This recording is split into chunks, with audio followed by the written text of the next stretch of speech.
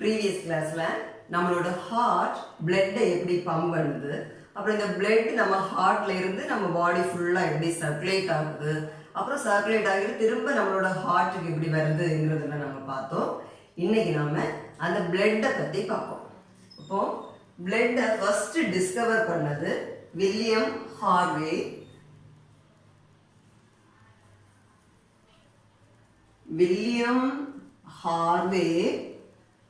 in the year 1628ல William Harvey தான் பிளட்டை ஃபர்ஸ்டா டிஸ்கவர் பண்ணது. அதனால தான் இவரை வந்து ஃபாதர் ஆஃப் மாடர்ன் பிசியாலஜி அப்படின்னு சொல்றோம். அப்புறம் நம்மளோட பிளட்டை லிக்விட் கனெக்டிவ் டிஷ்யூ அப்படின்னு சொல்லுவோம். பிளட் வந்து லிக்விட் கனெக்டிவ் டிஷ்யூ. அதை ஏன் லிக்விட் கனெக்டிவ் டிஷ்யூன்னு சொல்றோம்னா, நமக்கு தெரியும் பிளட் வந்து லிக்விடா இருக்கும். அப்புறம் அது கனெக்டிவ் டிஷ்யூ, நம்மளோட ஹோல் பாடியையுமே நம்மளோட பிளட் தான் கனெக்ட் பண்ணுது. பிளட் கனெக்ட் பண்ணுது. அதுக்கப்புறம் டிஷ்யூன்னு ஏன் சொல்றோம்? What is tissue? டிஷ்யூனா என்ன? Group of cells are called tissues. அப்போ நம்மளோட பிளட்ல WBC, white blood cells, red blood cells, இப்படி செல்ஸ் இருக்கிறதுனால நாம வந்து பிளட்டை டிஷ்யூன்னு சொல்றோம். அப்போ blood is a liquid connective tissue. அதுக்கப்புறம் நார்மலான ஒரு ஹெல்த்தியான ஒரு பர்சனுக்கு 5 இருந்து 6 லிட்டர் ஆஃப் பிளட் இருக்கும். 5 இருந்து 6 லிட்டர் பிளட் இருக்கு. இனி நம்மளோட பிளட்ல என்னதெல்லாம் இருக்கும் அப்படின்னு பார்க்கலாம். அப்புறம் இந்த பிளட்டை பத்தி படிக்கிறது, அந்த ஸ்டடியை நாம என்ன சொல்றோம்னா ஹெமட்டாலஜி. அப்போ study of blood is called haematology. நம்மளோட பிளட்ல என்னதெல்லாம் இருக்கு அப்படின்னு பார்த்தோம்னா, நம்மளோட பிளட்ல பிளாஸ்மா இருக்கும். பிளாஸ்மா, அப்புறம் ஃபார்ம்டு எலமெண்ட்ஸ்.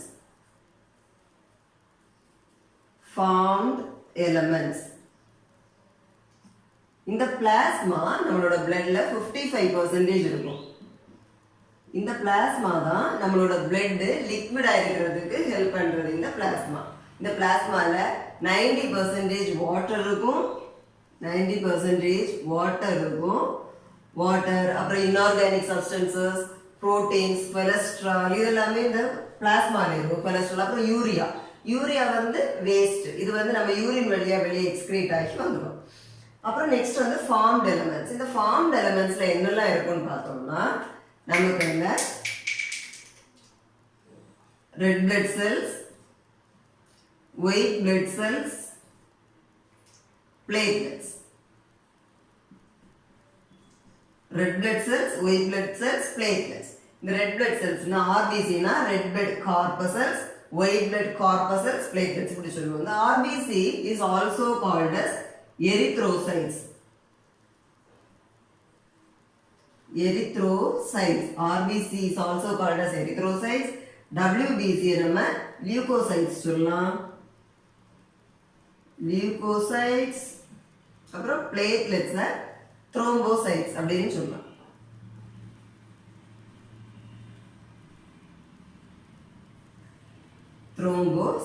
அப்போ formed elements வந்து 45% formed elements இருக்கும்.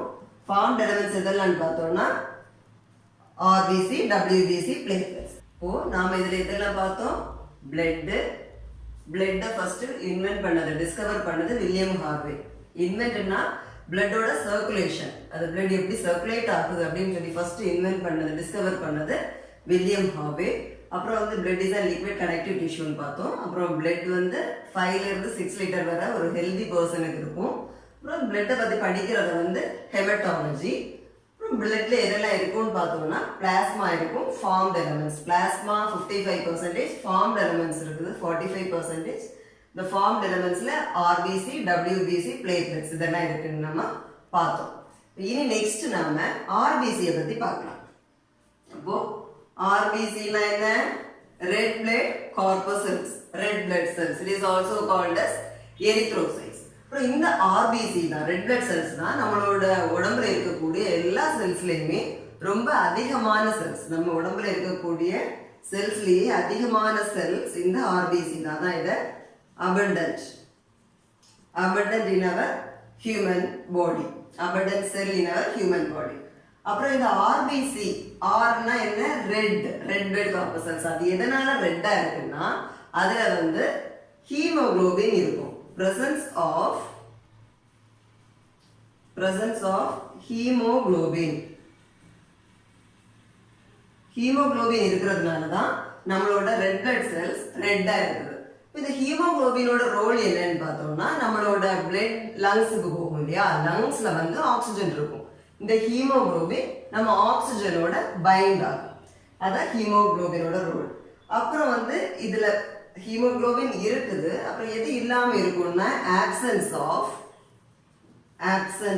அப்படின்னா நம்மளோட ரெட் பிளட் செல்ஸ் மெச்சூர் ஆகும்போது அதுல நியூக்ளியஸ் இருக்காது. நியூக்ளியஸ், மைட்டோகாண்ட்ரியா, அப்புறம் எண்டோபிளாஸ்மிக் ரெட்டிகுலம். எண்டோபிளாஸ்மிக் ரெட்டிகுலம் இது எதுவுமே, இந்த செல் ஆர்கனல்ஸ் எதுவுமே நம்மளோட ரெட் பிளட் செல்ஸ்ல இருக்காது. அப்போ அதனால நம்ம நார்மலா ஒரு செல் நம்ம பார்க்கும்போது எப்படி இருக்கும், ஸ்ட்ரக்சரை பார்த்தோம்னா நமக்கு இந்த மாதிரி இருக்கும் இல்லையா, இந்த மாதிரி இருக்கும். அப்போ இதை நாம என்ன சொல்றோம்? செல் வால்னு சொல்லுவோம். அப்புறம் இதுக்கு உள்ளாடி சைட்டோபிளாசம் இருக்கும். நமக்கு சைட்டோபிளாசம், அப்புறம் சென்டர்ல நமக்கு என்ன இருக்கும்? நியூக்ளியஸ் இருக்கும். அப்ப நமக்கு இது எதுவுமே இதுல இருக்காது, நியூக்ளியஸும் இருக்காது, மைட்டோகாண்ட்ரியா, எண்டோபிளாஸ்மிக் ரெட்டிகுலம் எதுவுமே இல்லாததுனால நம்மளோட ரெட் பிளட் செல்ஸோட ஷேப் எப்படி இருக்கும்னா ஒரு டிஸ்க் ஷேப்பா இருக்கும். டிஸ்க், இதை நம்ம பைகான்கேவ் ஷேப் அப்படின்னு சொல்லுவோம். Biconcave disk shape. அப்ப அது வந்து இப்படி ஸ்வெல் ஆகி இருக்காது, ஸ்வெல் ஆகாம டிஸ்க் மாதிரி தட்டையா இருக்கும். இப்போ பைகான்கேவ்னா எப்படி அதனுடைய ஸ்ட்ரக்சர் இருக்கும்? பைகான்கேவ் இப்படியும் இது பைகான்கேவ், இந்த மாதிரியான ஒரு ஸ்ட்ரக்சர்லாம் இது இருக்கும். அப்புறம் இந்த ரெட் பிளட் செல்ஸ் எங்க ப்ரொடியூஸ் ஆகுதுன்னா it is produced by bone marrow. It is produced in bone marrow. Bone marrow அப்படின்னு பார்த்தோம்னா நம்ம தைஸ்ல எல்லாம் இருக்கக்கூடிய போனை பார்த்தோம்னா நல்ல பெரிய போனா இருக்கும் தைஸ்ல. இப்போ போன்ஸ் வந்து போன் இந்த மாதிரி போன் இப்படி இருந்ததுன்னா இதுக்குள்ளாடி இருக்கக்கூடிய இந்த பாட்டுல இருந்து உள்ளாடி இருக்கக்கூடிய இந்த பாட்டு தான் போன் மேரோ. அப்போ இந்த பாட்டு தான் நமக்கு வந்து அதுல இந்த பாட்டுலாம் நிறைய ரெட் பிளட் செல்ஸை ப்ரொடியூஸ் பண்ணும். பிளட் செல்ஸை நிறைய ப்ரொடியூஸ் பண்றது இந்த பார்ட்ஸ். அப்புறம் இந்த ரெட் பிளட் செல்ஸோட லைஃப் ஸ்பேன் அது எவ்வளவு நாள் நம்மளோட உடம்புல இருக்கும்னு பார்த்தோம்னா அது ஒரு 120 டேஸ் இருக்கும். 120 டேஸ் அப்படின்னா அது ஏறக்குறைய 4 months நம்மளோட உடம்புல இந்த ரெட் பிளட் செல்ஸ் இருக்கும். இப்போ இந்த ரெட் பிளட் செல்ஸ் வந்து ரொம்ப கம்மியா இருக்கணும். நம்மளோட உடம்புல இருக்கக்கூடிய ரெட் பிளட் செல்ஸோட அளவு ரொம்ப கம்மியா இருந்ததுன்னா, டிகிரீஸ் ஆச்சுன்னா அதை நம்ம என்ன சொல்றோம்னா அனீமியா. அனீமியானா என்ன? Decrease in RBC. அப்ப அனீமியா நம்ம அனீமியானா ரத்த சோகை அந்த மாதிரி சொல்லுவாங்க. அனீமியானா ரத்த சோகை. அப்போ ரெட் பிளட் செல்ஸ் வந்து ரெட் பிளட் செல்ஸ் தான் அதிகமான செல்ஸ். நம்ம உடம்புல இருக்கக்கூடிய செல்ஸ்லயே அதிகமான செல்ஸ் ரெட் பிளட் செல்ஸ். இதுல வந்து ஹீமோகுளோபின் இருக்கும். ஹீமோகுளோபின் தான் நம்மளோட ரெட் பிளட் செல்ஸுக்கு ரெட் கலர் கொடுக்கிறது. அப்புறம் இதுல வந்து nucleus, mitochondria, endoplasmic reticulum, organelles எதுவும் இருக்காது. அப்புறம் இதோட ஷேப் டிஸ்க் ஷேப் இல்லைன்னா அது பைகான்கேவ் ஷேப்னு சொல்றோம். இதை ப்ரொடியூஸ் பண்றது போன் மேரோ.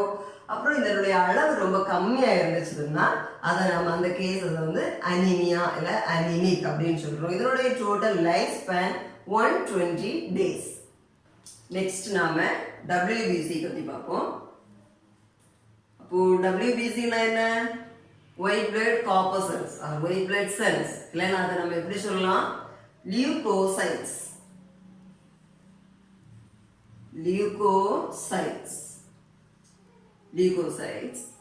அப்போ இந்த ஒயிட் பிளட் கார்பசல்ஸ் இதுல வந்து பாத்தீங்கன்னா இது ஒயிட்டா இருக்கும். அப்ப ரெட் பிளட் கார்பசல்ஸ் ஏன் ரெட்டா இருந்துச்சு? அதுல ஹீமோகுளோபின் இருந்தது, அதனால அது ரெட்டா இருந்தது. ஆனா இங்க என்னன்னா ஒயிட் பிளட் செல்ஸ்ல absence of haemoglobin. Absence of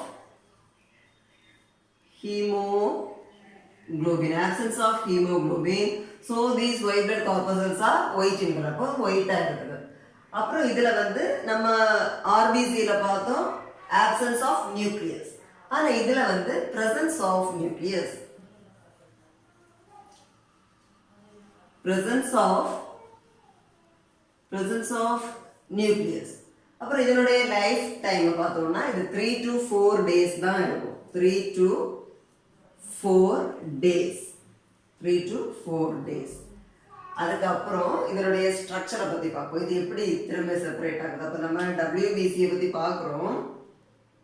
WBC இப்போ நம்ம ஃபர்ஸ்டே பார்த்தோம் செல்லோட ஸ்ட்ரக்சர். ஒரு செல் இப்படி இருந்ததுன்னா, ஒரு செல் இப்படி இருக்குன்னா அதில் எப்படி இருக்கும், சென்டரில் நியூக்ளியஸ் இருக்கும், அப்புறம் இங்கே செல் வால் இருக்கும், இங்கே வந்து சைட்டோபிளாசம் இருக்கும். அப்போ இந்த WBC செல்ஸில் கொஞ்சம் செல்ஸில் இந்த சைட்டோபிளாசத்தில் கிரானியூல்ஸ் இருக்கும். கிரானியூல்ஸ்னால் இந்த மணல் மாதிரி பரலாக இருக்கக்கூடிய ஸ்ட்ரக்சர்ஸ் தான் கிரானியூல்ஸ். இந்த மாதிரி கிரானியூல்ஸ் இருக்கும் சிலதுல கிரானியூல்ஸ் இருக்காது. இப்போ கிரானியூல்ஸ் இருந்துச்சுன்னா அதை வந்து கிரானுலோசைட்ஸ் அப்படின்னு சொல்லுவோம். கிரானியூல்ஸ் இல்லைன்னா அதை வந்து ஏகிரானுலோசைட்ஸ். இப்போ பிரசன்ஸ் ஆஃப் கிரானியூல்ஸ்னா அது கிரானுலோசைட்ஸ். அப்போ WBC திரும்ப ரெண்டா செப்பரேட் ஆகுது. அது எதெல்லாம், granulocytes and agranulocytes.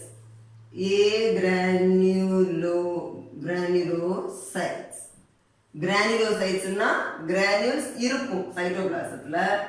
ஏகிரானுலோசைட்ஸ்னா options of granules. திரும்ப இந்த கிரானுலோசைட்ஸ் திரும்ப 3 டிவைட் ஆகும். அது எதெல்லாம் பார்த்தோம்னா நியூட்ரோஃபில்ஸ்,